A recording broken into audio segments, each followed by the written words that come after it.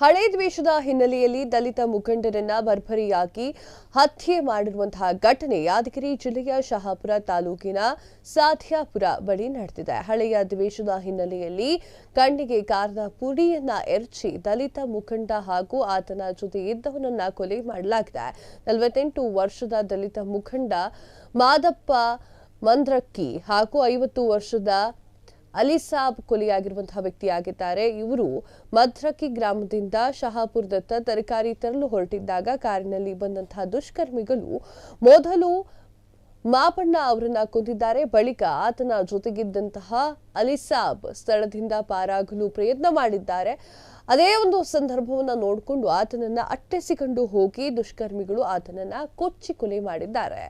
ಇದು ಸ್ಥಳಕ್ಕೆ ಬಂದಿರುವಂತಹ ಭೀಮರಾಯನ ಗುಡಿ ಪೊಲೀಸರು ಭೇಟಿಯನ್ನ ನೀಡಿದ್ದಾರೆ. ಸ್ಥಳಕ್ಕೆ ಹಾಗೆ ಪರಿಶೀಲನೆಯನ್ನ ಕೂಡ ನಡೆಸಿದ್ದಾರೆ.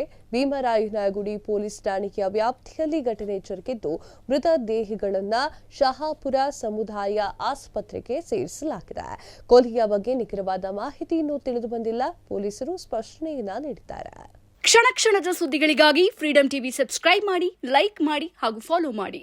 ಹೊಸ ಸುದ್ದಿಗಳ ನೋಟಿಫಿಕೇಶನ್ಗಾಗಿ ಬೆಲ್ ಐಕಾನ್ ಮೇಲೆ ಕ್ಲಿಕ್ ಮಾಡಿ.